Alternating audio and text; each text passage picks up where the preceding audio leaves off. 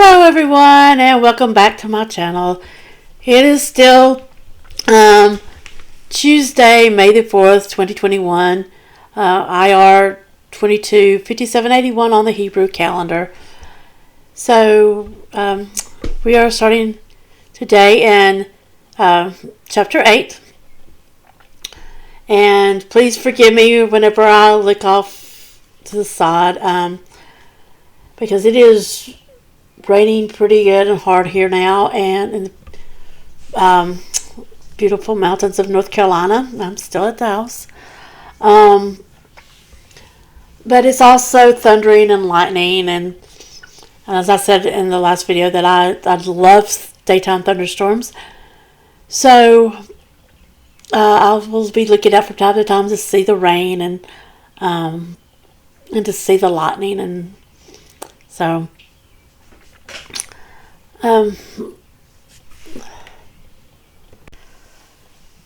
and I forgot to mention in the last video, there's 31 chapters in the first book of Samuel. So picking back up in chapter 8, verse 1, when Shmuel grew old, he appointed his sons as judges over Israel. His firstborn was named Yoel, while his second son was named Abiah. They were judges in Beersheba. However, his sons did not follow his way of life. They turned off it to pursue riches, so that they would take bribes to distort justice. All the leaders of Israel gathered themselves together, approached Shmuel in Ramah, and said to him, "Look, you have grown old, and your sons are not following your ways. Now make us a king to judge us like all the nations." Now remember, back earlier while they were in the wilderness, God told them that there would be a day whenever they would ask for a king. And he gave them specific instructions about the king. Verse 6. Shmuel was not pleased to hear them say, "Give us a king to judge us." So he prayed to Adonai. Adonai said to Shmuel, "Listen to the people, to everything they say to you, for it is not you that they are rejecting. They are rejecting me. They don't want me to be king over them. They are doing to you exactly what they have been doing to me, from the day I brought them out of Egypt until today, by abandoning me and serving other gods. So do what they say, but give them a sober warning, telling them what kinds of rulings their king will make." Shmuel reported everything Adonai had said to the people, asking him for a king. He said, "Here is the kind of rulings your king will make. He will draft your sons and assign them to take care of his chariots, be his horsemen, and be bodyguards running ahead of his chariots. He will appoint them to serve him as officers in charge of 1,000 or of 50, plowing his fields, gathering his harvest, and making his weapons and the equipment for his chariots. He will take your daughters and have them be perfume makers, cooks, and bakers. He will expropriate your fields, vineyards, and olive groves, the very best of them, and hand them over to his servants. He will take the 10% tax of your crops and vineyards and give it to his officers and servants. He will take your male and female servants, your best young men and your donkeys, and make them work for him. He will take the 10% tax of your flocks, and you will become his servants. When that happens, you will cry out on account of your king, whom you yourselves chose. But when that happens, Adonai will not answer you." However, the people refused to listen to what Shmuel told them. And they said, "No, we want a king over us, so that we can be like all the nations, with our king to judge us, lead us, and fight our battles." Now see, they've already had a king who was leading them and fighting their battles, and who never lost a battle.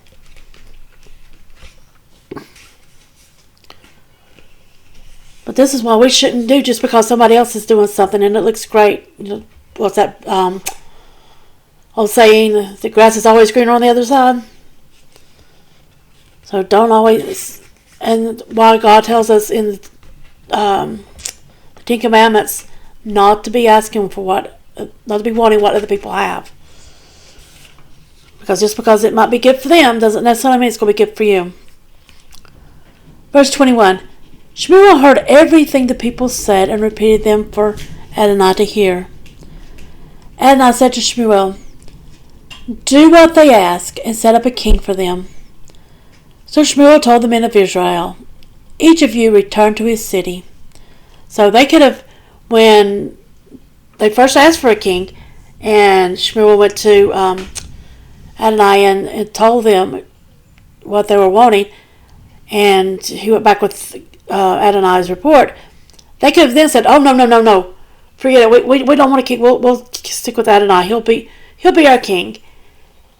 But they didn't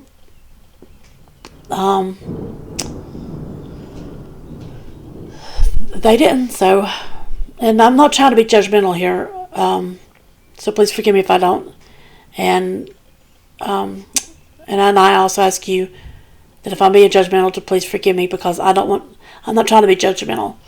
When you judge people, whatever you judge them with, you'll be judged for the same measure.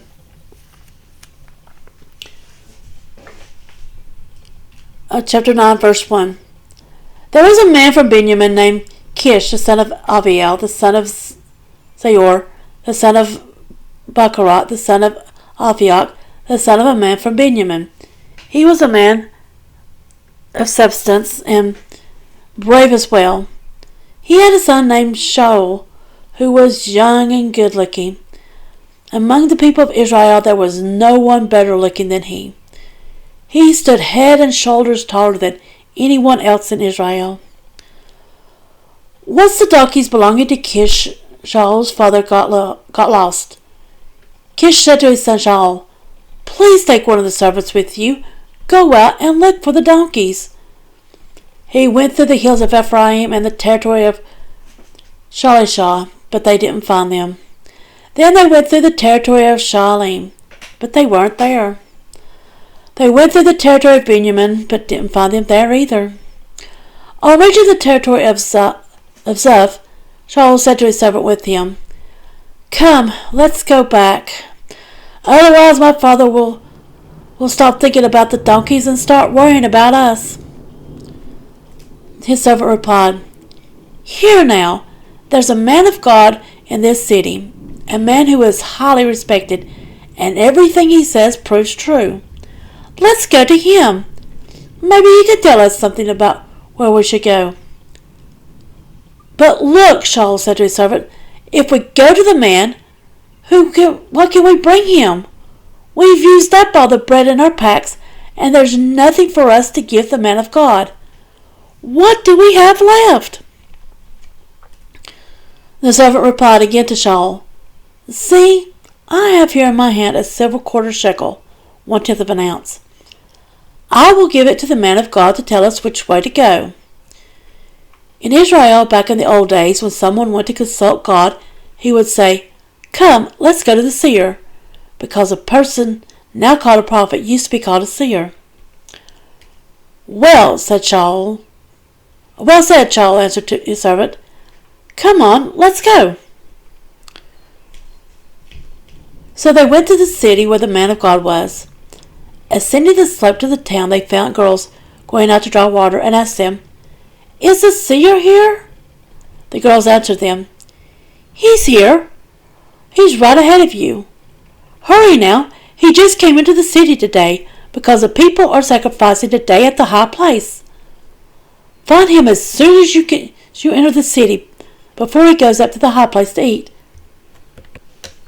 Because the people won't eat until he comes and blesses the sacrifice. Afterwards, the ones invited will eat. So go on up, because this is when you will find him. They went up to the city, and as they entered the city, there was Shmuel coming out toward them to go up to the high place. The day before Shaul arrived, Adonai had given Shmuel a revelation. Tomorrow at about this time, I will send you a man from the territory of Benjamin. You are to anoint him prince over my people Israel. He will. Notice here he said prince. He didn't say king yet. He will save my people from the power of the Philistine, because I have seen my people's situation, and their cry of distress has come to me. When Shmuel saw Shaul, and I said to him, Here is the man I told you about, the one who is going to govern my people.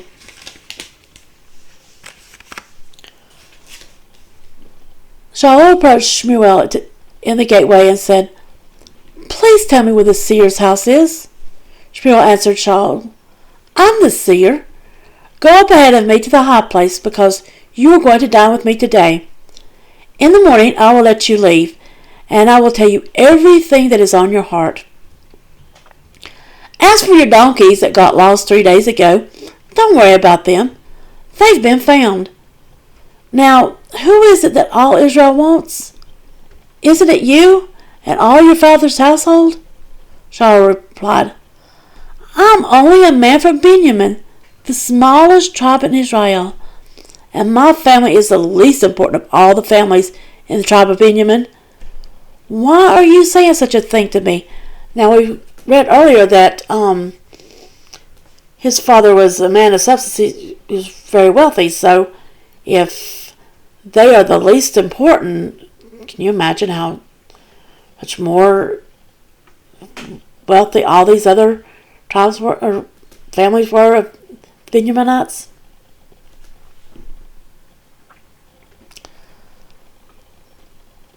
Verse 22, Shmuel took Shaul and his servant, brought them into the room, and had them sit in the place reserved for the most important of the invited guests, who numbered about 30 persons.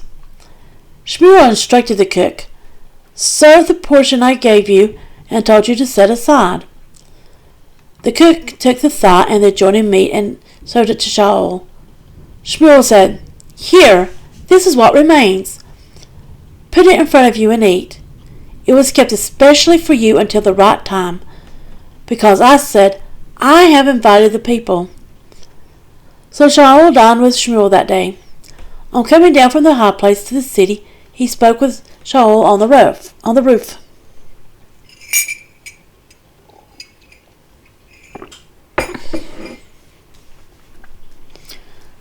They got up early. About daybreak, Shmuel called out to Shaul on the roof, Get up, so I can send you on your way. Shaul got up, and both of them, he and Shmuel, went out. As they were going down at the edge of the city, Shmuel said to Shaul, Tell the servant to go on ahead. So the servant went on. But you stand still now, because I want you to hear what God has said. Chapter 10. Then Shmuel took a flask of oil he had prepared and poured it on Shaul's head. He kissed him and said, Adonai has anointed you to be prince over his inheritance. After you leave me today, you will find 2 men by Rachel's tomb, in the territory of Benjamin at Zelzah. They will tell you that the donkeys you were searching for have been found, and that your father has stopped thinking about the donkeys and is anxious over you and asking, What am I to do about my son? Go on from there, and you will come to the oak of Tabor. 3 men will meet you there on their way up to God at Bethel. One of them will be carrying 3 kids, another 3 loaves of bread, and the third a skin of wine. They will greet you and give you 2 loaves of bread, which you are to accept from them. After that you will come to Gibeah of God, where the Philistines are garrisoned. On arrival at the city there, you will meet a group of prophets coming down from the high place, preceded by lutes, tambourines, flutes, and lyres, and they will be prophesying. Then the Spirit of Adonai will fall on you. You will prophesy with them and be turned into another man. When these signs come over you, just do whatever you feel like doing, because God is with you. Then you are to go down ahead of me to Gilgal, and there I will come down to you to offer burnt offerings and present sacrifices as peace offerings. Wait there 7 days until I come to you and tell you what to do. As it happened, as soon as he had turned his back to leave Shmuel, God gave him another heart, and all those signs took place that day. When they arrived at the hill, and there in front of him was a group of prophets, the Spirit of God fell on him, and he prophesied along with them. When those who knew him from before saw him there, prophesying with the prophets, they asked each other, "What's happened to Kish's son? Is Shaul a prophet too?" Someone in the crowd answered, "Must prophets' fathers be special?" So it became an expression, "Is Shaul a prophet too?" When he had finished prophesying, he arrived at the high place. Shaul's uncle said to him and his servant, "Where did you go?" He answered, "To look for the donkeys. When we saw that they hadn't been found, we went to Shmuel." "Tell me, please," said Shaul's uncle, "what Shmuel said to you." Shaul answered his uncle, "He told us that the donkeys had been found, but said nothing to him about the matter of his being made king." Shmuel summoned the people to Adonai in Mizpah. He said to the people of Israel, "Here is what Adonai, the God of Israel, says. I brought Israel up from Egypt. I rescued you from the power of the Egyptians and from the power of all the kingdoms that oppressed you. But today you have rejected your God, who himself saves you from all your disasters and distress. You have said to him, 'No, put a king over us.' So now present yourselves before Adonai by your tribes and families." So Shmuel had all the tribes come forward, and the tribe of Benjamin was chosen. He had the tribe of Benjamin come forward by families, and the family of the Matri was chosen, and Shaul the son of Kish was chosen. But when they looked for him, he couldn't be found. They asked Adonai, "Has the man come here?" Adonai answered, "There he is, hiding in among the equipment."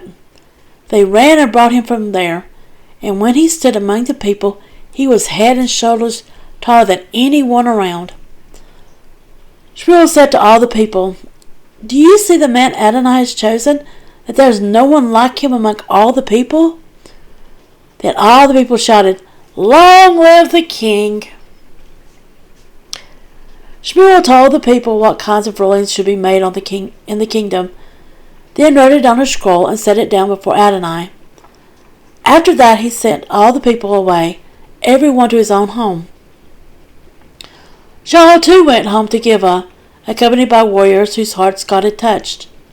True, there were some scoundrels who said, "How can this man save us?" They showed him no respect and brought him no gift, but he held his peace. Chapter 11. Then Nahash the Ammoni came up and set up camp to fight Yavesh Gilead. All the men of Yavesh said to Nahash, "If you will make a treaty with us, we will be your subjects."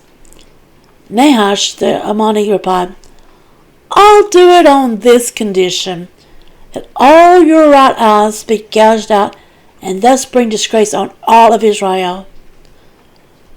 The leaders of Yavesh answered him, "Give us 7 days' grace to send messengers throughout all Israel's territory. Then, if no one will rescue us, we will surrender to you." The messengers came to Gibeah, where Shaul lived, and said these words in the hearing of the people, and all the people cried out and wept. As this was going on, Shaul came, following the oxen out of the field.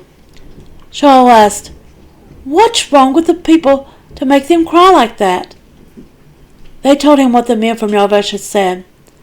The Spirit of God fell on Shaul when he heard this.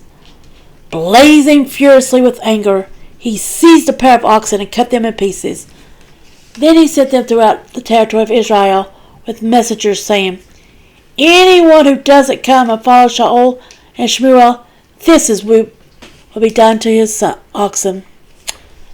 The fear of Adonai fell on the people, and they came out with united hearts. He reviewed them in Bezek. There were 300,000 men. There were 300,000 for the people of Israel. The men of Yehudah numbered 30,000. To the messengers that had come, they said, "Tell the men of Yavesh Gilead, tomorrow, by the time the sun is hot, you will have been rescued."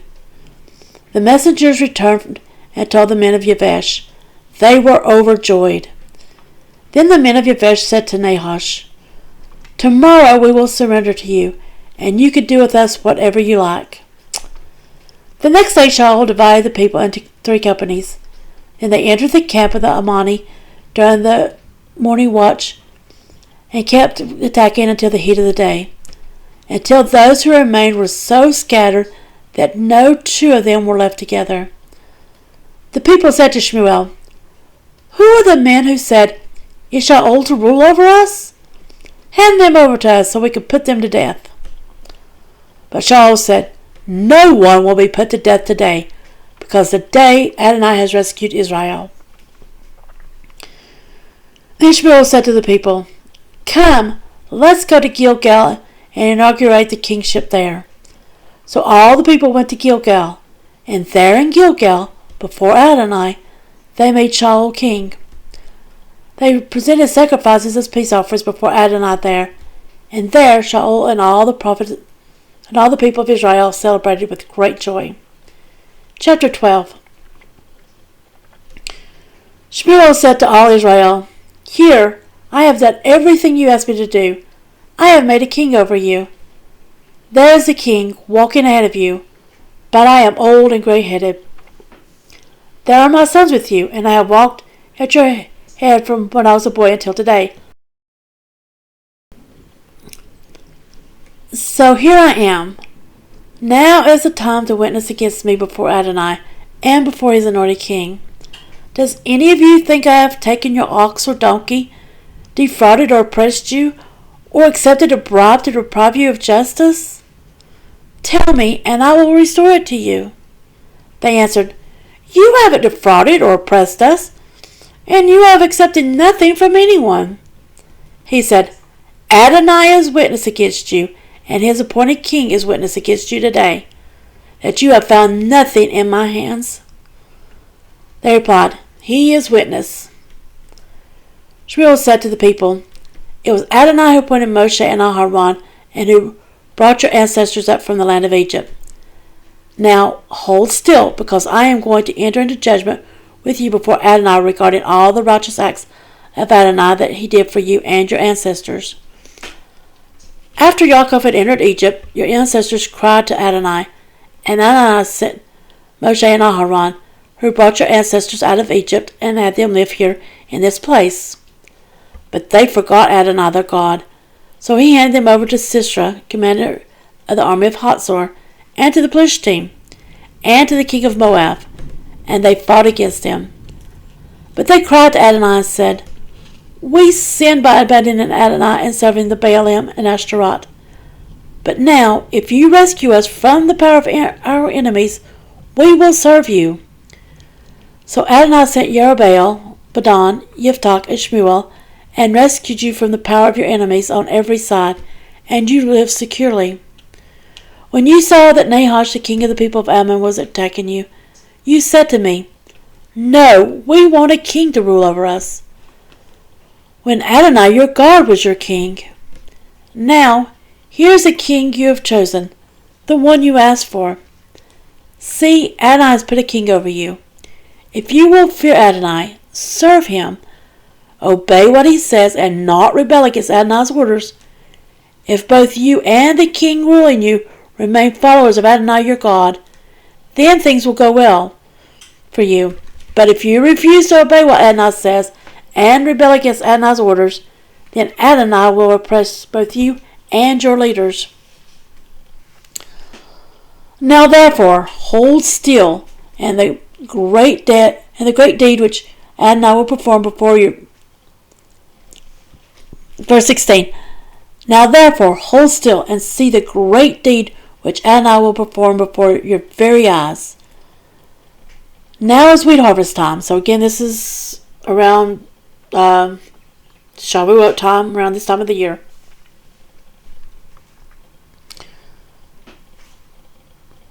Verse 17. Now is wheat harvest time, isn't it?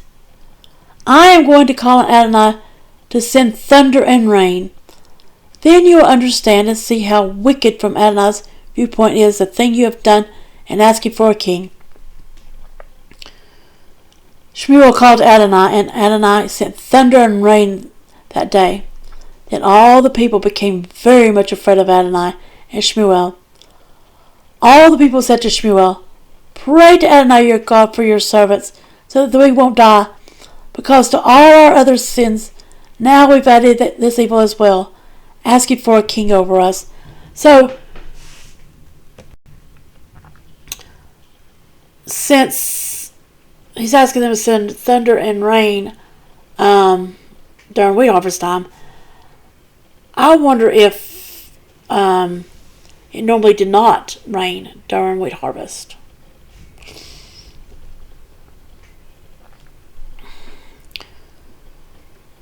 Shmuel answered the people, "Don't be afraid. You have indeed done all this evil. Yet now, just don't turn away from following Adonai, but serve Adonai with all your heart. Don't turn to the side, because then you would go after useless things that can neither help nor rescue. They are so futile.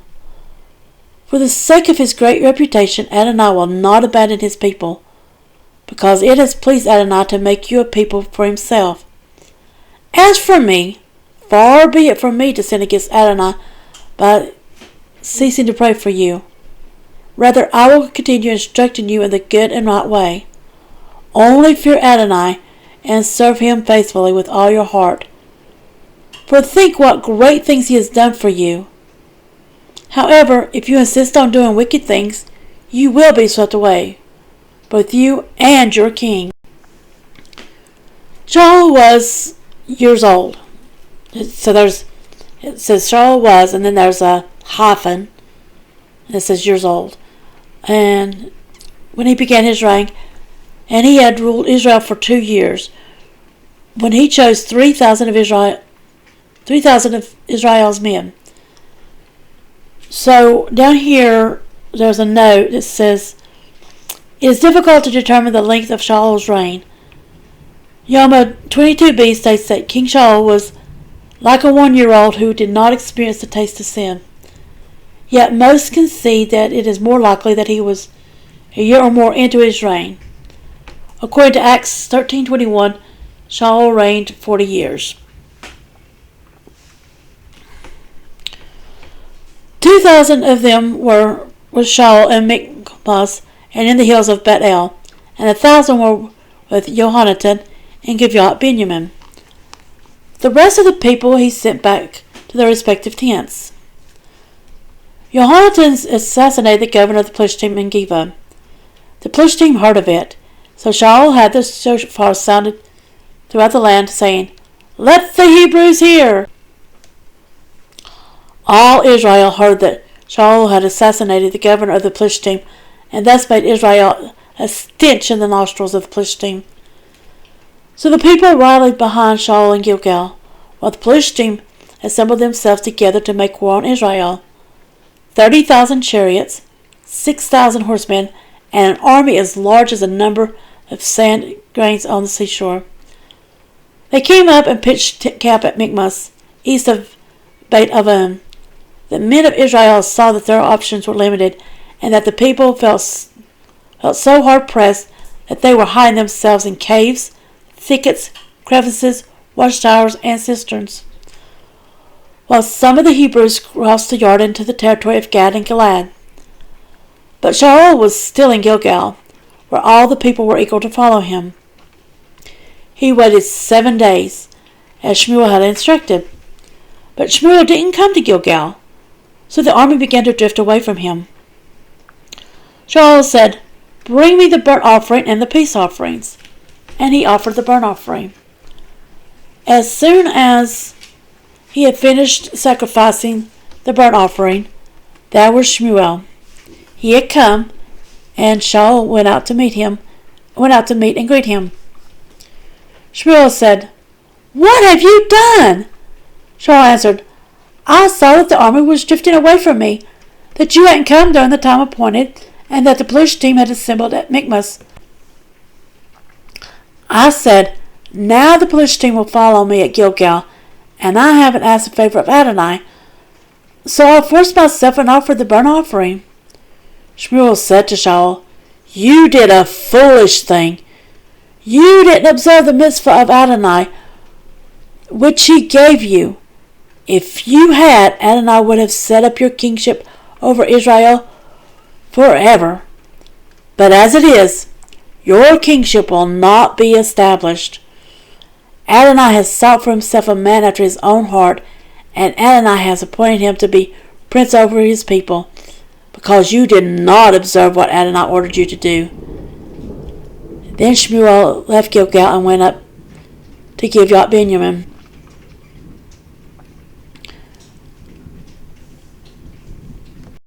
So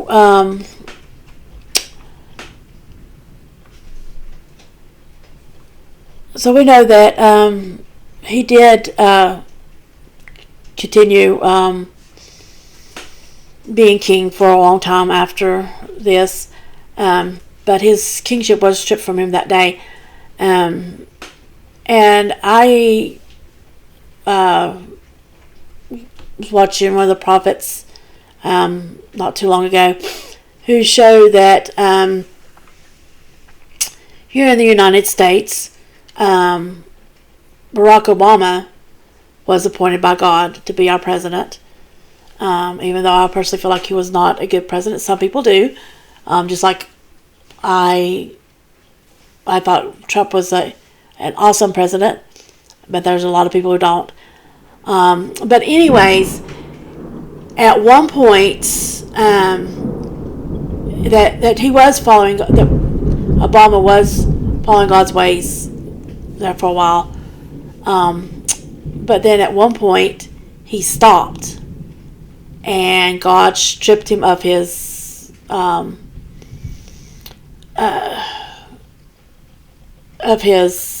administration, and that when God did that, it was as a sign to him that he had lost it. Was when he was and there's actually a video where he is said at some luncheon or something, giving a speech, and there's the podium is there with the presidential seal on it. And while he's giving his speech, the presidential seal just falls off. And as you know, that Biden is not actually our president. God has not appointed him. God has appointed President Trump, and he will put him back in office. And he has showed that by having him fall going up the steps of the Air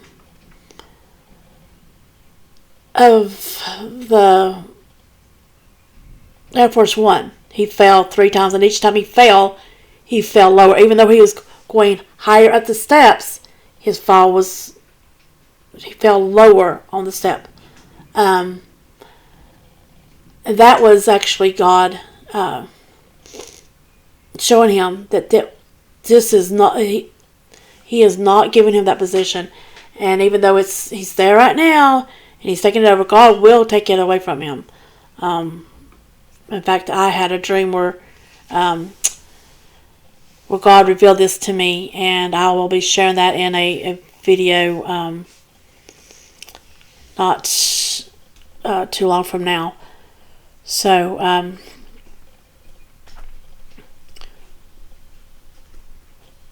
but even though God tells you that He's taking something away from you like that, just because you're not, or even your leader, you're still like in that position. Don't feel like because it didn't happen that very second that it's not happening, because God is setting things in motion. And when He gets everything in the right place, you're done for. You're out of that position. So we need to be very, very careful, and that we follow everything exactly. And the best thing to do is just pray and ask God, let me do this your way every day. Say, God, I want to do it your way. Only let me do it your way. And then if you have your heart set on that, He will not guide you wrong, and you will do it exactly as He says, and you don't have to worry about failing him. So going on, we're still in verse 15. Shaul counted how many were still there with him, about 600 men. Shaul, Jonathan, his son, and the men with him took up quarters at Gibeath Benjamin, while the Philistines remained in camp at Michmash. Then raiding parties began coming out from the camp of the Philistines. 3 of them. One group turned toward the road leading to Ophrah in the territory of Shual. And that's spelled the same way as Shaul. So Shaul is Shaul, and Shual is Shual. Verse 18. Another group took the road toward Bet Horon, and another company took the road toward the desert through the territory overlooking Badi Zvoim. Now there was no metalsmith to be found anywhere in all the land of Israel, because the Philistines had said, "We don't want the Hebrews making themselves swords or spears." So whenever any of the people of Israel wanted to sharpen his hoe, plowshare, axe, or pick, he had to go down to the Philistines, where the exorbitant prices were 2/3 of a shekel for filing a pick or plowshare, and 1/3 of a shekel for filing an axe or setting an ox goad in its handle. Thus, when the time came to fight, no one in the army of Shaul and Jonathan was equipped with either sword or spear, although Shaul and Jonathan his son did have them. A garrison of the Philistines had gone out to the pass of Michmash. Chapter 14. One day Jonathan the son of Shaul said to the young man carrying his armor, "Come, let's go across to the garrison of the Philistines on the other side." But he didn't tell his father. Shaul was waiting at the far edge of Gibeah under the pomegranate tree in Migron. The force with him numbered about 600 men. Ahiah, the son of Ahitub, Ichabod's brother, the son of Pinhas, the son of Eli, the Cohen of Adonai in Shiloh, was carrying a ritual vest. No one knew that Jonathan had come. Between the passes by which Jonathan was trying to cross to the garrison of the Philistines, there was a rocky spur on one side and another rocky spur on the other side. The name of the one was Botzetz, and of the other Sinai. The one spur rose up on the north in front of Michmash, and the other on the south in front of Gibeah. Jonathan said to his armor-bearer, "Come on, let's go across to the garrison of these uncircumcised people.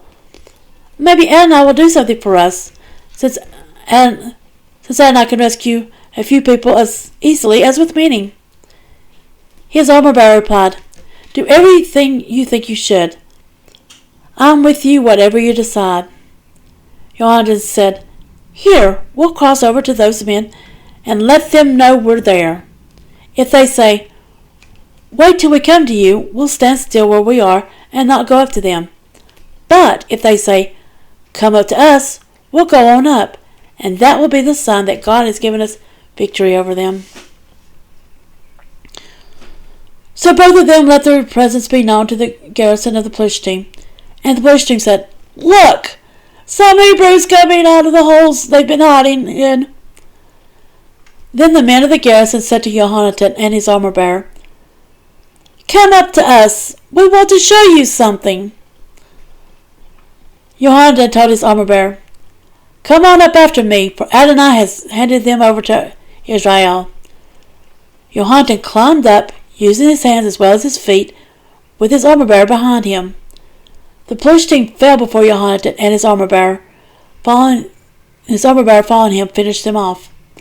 That first slaughter of about 20 men was accomplished by Jonathan and his armor-bearer in a space only half as long as one side of the area a pair of oxen could plow in a day, about 200 yards. There was a panic in the field camp among all the Philistines. Likewise, the garrison and the raiding party panicked. Besides all this, there was an earthquake.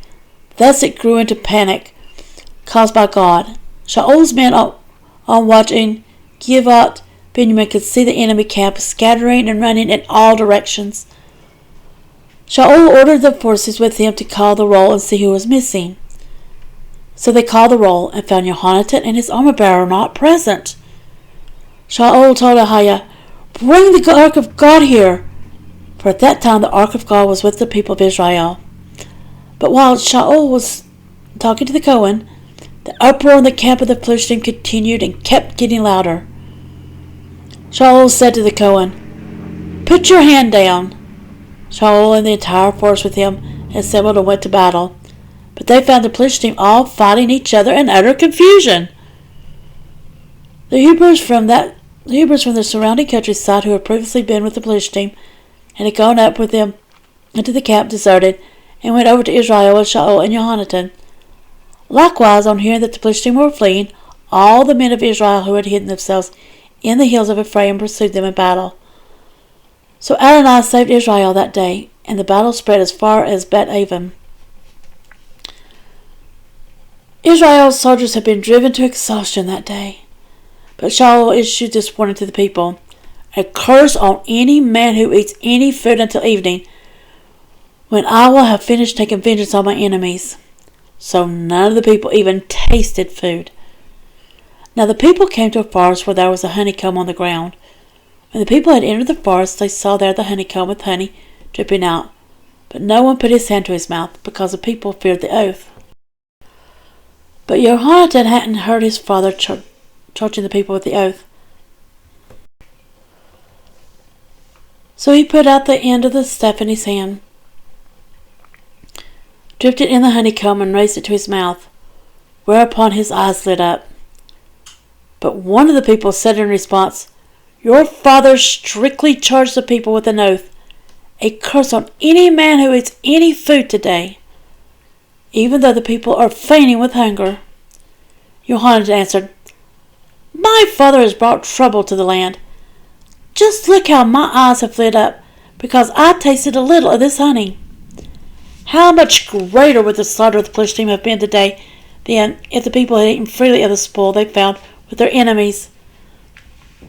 That day they had attacked the Philistines from Michmas to Ayalon, but the people were very exhausted.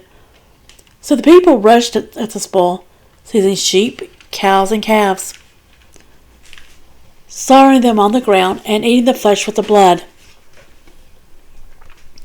Shaul was told, "Look how the people are sinning against Adonai, eating with the blood." He said, "You have not kept faith. Roll a big stone to me immediately." "Now," Shaul said, "go around among the people and tell them, each of you is to bring his cow and his sheep and slaughter them here. Then eat. Don't sin against Adonai by eating with the blood." So each person brought his animal with him that evening and killed it there. Shaul erected an altar to Adonai. It was the first altar that he erected to Adonai. Shaul said, "Let's go out to the Philistines by night. We'll plunder them until dawn. We won't leave one of them alive." They answered, "Do whatever seems good to you." But the Cohen said, "Let's approach God here." Shaul consulted God. Shouldn't I go down in pursuit of the Philistines? Will you hand them over to Israel?" But he didn't answer him that day. Shaul said, "Come here, all you heads of the people. Think carefully. Who has committed this sin today? For as Adonai, Israel's deliverer, lives, even if it proves to be Jonathan my son, he must be put to death." But no one among all the people answered him. Then he said to all Israel, "You be on one side, and I and Jonathan my son will be on the other side." The people replied to Shaul, "Do what seems good to you." Shaul said to Adonai, the God of Israel, "Who is right?" Jonathan and Shaul were chosen by lot, and the people went free. Shaul said, "Cast lots between me and Jonathan my son." Jonathan was chosen. Then Shaul said to Jonathan, "Tell me what you did." Jonathan told him, "Yes, I tasted a little honey with the end of the staff in my hand. Here I am, I'm ready to die." Shaul said, "May God do the same to me and more also, if you are not put to death, Jonathan." But the people said to Shaul, "Must Jonathan die, who has accomplished this great deliverance in Israel? Heaven forbid! As Adonai lives, not one hair of his head will fall to the ground, because he worked with God today." In this way, the people rescued Jonathan, so that he didn't die. Then Shaul stopped pursuing the Philistine, and the Philistine returned to their own territory. So Shaul took over the rulership of Israel.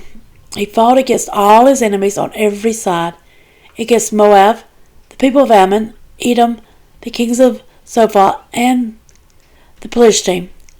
No matter which way he turned, he defeated them. He demonstrated his strength by attacking Amalek, and he saved Israel from the power of those who were plundering them. The sons of Shaul were Jonathan, Ishva, and Malchishua, while the names of his two daughters were these: the name of the older, Merav, and the younger, Michal. Shaul's wife was named Ahinoam, this daughter of Ahimaaz. The commander of his army was Abner, the son of Ner, Shaul's uncle. Kish was the father of Shaul, and Ner, the father of Abner, was the son of Abiel. As long as Shaul lived, there was bitter war against the Philistine.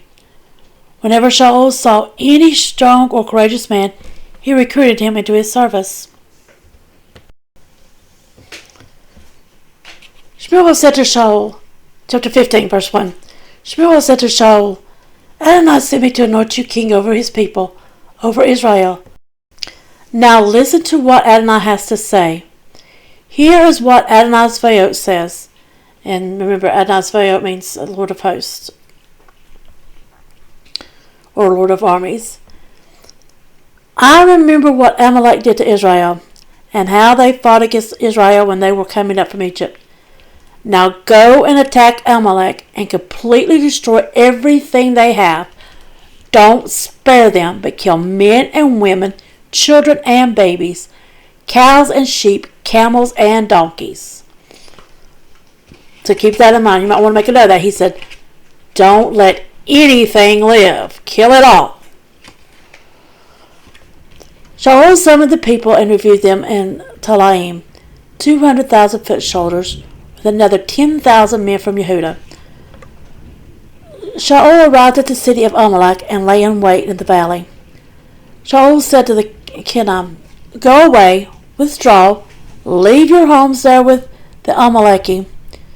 Otherwise I might destroy you along with them, even though you were kind to the people of Israel when they came out of Egypt."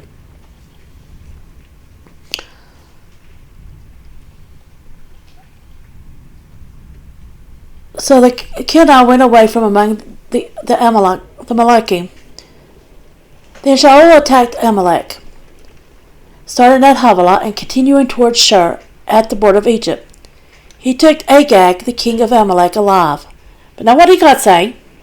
He said, kill them. But he completely destroyed the people, putting them to the sword. However, Shaul and the people spared Agag, along with the best of the sheep and cattle, even the second best, also the lambs and everything that was good. They weren't inclined to destroy those things. But now, what did God say back here in? It was here in verse 3. Don't completely destroy everything they have. Don't spare them. But kill men and women, children and babies, cows and sheep, camels and donkeys. But they didn't. I feel like God does this to me times whenever He tells me to do something and I don't. Or I'm not, especially like whenever I'm not sure whether He said, He keeps telling me over and over and over to do something, and I don't feel like He goes, it's like, when you're taking your child, listen to me! What did I tell you? Why did you do what I told you? I don't know if you heard it, but the wind was howling just a moment ago. That's something we don't hear very often during the thunderstorms anymore.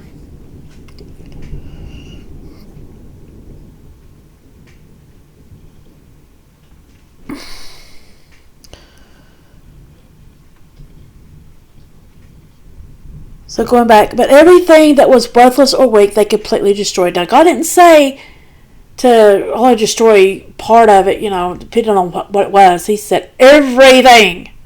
When he says everything, he means everything. Verse 10.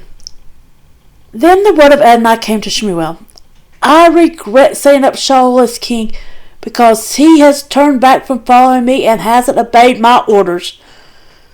This made Shmuel very sad, so that he cried to Adonai all night.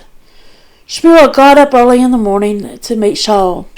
However, Shmuel was told, Shaul came to Carmel to set up a monument for himself there, but now he has left and is on his way down to Gilgal. Shmuel went to Shaul. Shaul said to him, May Adonai bless you. I have done what Adonai ordered. But Shmuel answered, If so, why do I hear sheep bleating and cows mooing? Shaul said, They brought them from the Amalekah because the people spared the best of the sheep and cattle to sacrifice to Adonai your God. But we completely destroyed the rest. Then Shmuel said to Shaul, Stop! I'm going to tell you what Adonai said to me last night. He said, Speak. Shmuel said, You may be small in your own sight, but you are head of the tribes of Israel. Adonai anointed you king over Israel. Now Adonai sent you on a mission and told you, Go and completely destroy Amalek. Those sinners keep making war on them until they have been exterminated. Why did you seize the spoil instead of paying attention to what Adonai said? From Adonai's viewpoint, you have done an evil thing. Shaul said to Shmuel, I did too pay attention to what Adonai said, and I carried out the mission on which Adonai sent me.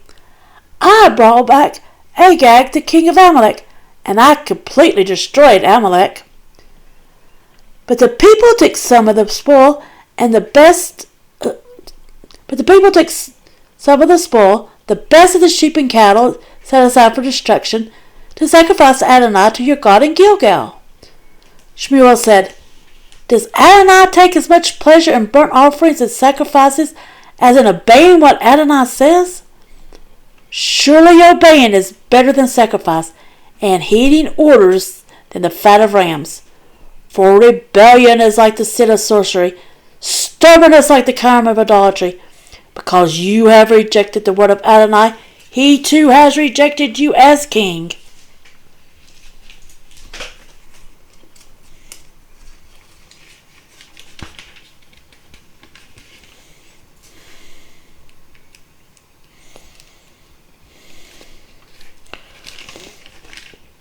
Shaul said to Shmuel, I have sinned. I violated the order of Adonai in your words too, because I was afraid of the people and listened to what they said. Now, doesn't this sound like the God of Arden all over again? Adam said that Eve made him eat it, and Eve said that it was the serpent that made her do it. So even if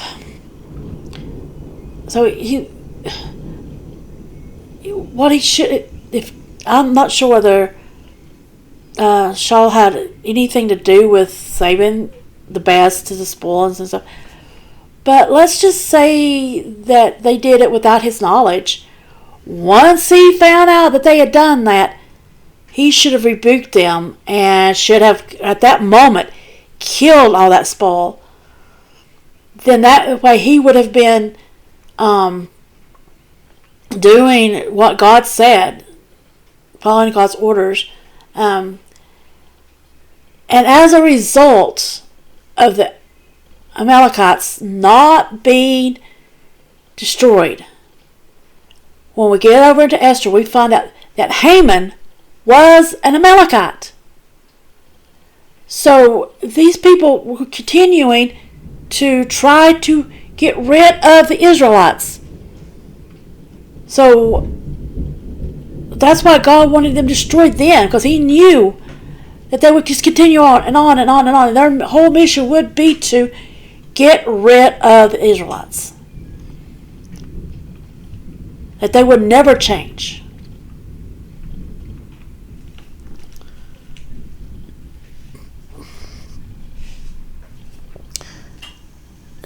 Verse 25. Now, please, pardon my sin and come back with me, so that I can worship Adonai. But Shmuel said to Shaul, I will not go back with you, because you have rejected the word of Adonai, and Adonai has rejected you as king over Israel. As Shmuel was turning around to leave, he took hold of the hem of his cloak, and it tore. Shmuel said to him, Adonai has torn the kingdom of Israel away from you today, and given it to a fellow countryman of yours who was better than you. Moreover, the Eternal One of Israel will not lie or change his mind, because he isn't a mere human being subject to changing his mind. Then Shaul said, I have sinned, but in spite of that, please show me respect now before the leaders of my people and before Israel by coming back with me, so that I can worship Adonai your God. And did you notice here it says, worship Adonai your God? He doesn't say Adonai my God. So Shmuel followed Shaul back, and Shaul worshipped Adonai. Then Shmuel said, Bring Agag the king of Amalek here to me. Agag came to him in chains and said, Without doubt mine will be a bitter death. Shmuel said, Just as your sword has left women childless, so will your mother be left childless among women. So obviously they didn't kill all the people either, like he said. And we also know that from where, there's still Amalekites living. Then Shmuel cut Agag in pieces before Adonai in Gilgal. Shmuel returned to Ramah, and Shaul went up to his house and gave out Shaul. Never again did Shmuel see Shaul until the day he died. But Shmuel grieved over Shaul, and Adonai regretted that he had made Shaul king over Israel. So we're going to end right here, and in the next video we will start again in in chapter 16. So hit the thumbs up, the subscribe, and the notification bell, so that you will be notified of all future videos. And if you have any questions or comments, just leave them in the comment section. And I hope you have a wonderful and blessed rest of your day. Bye-bye.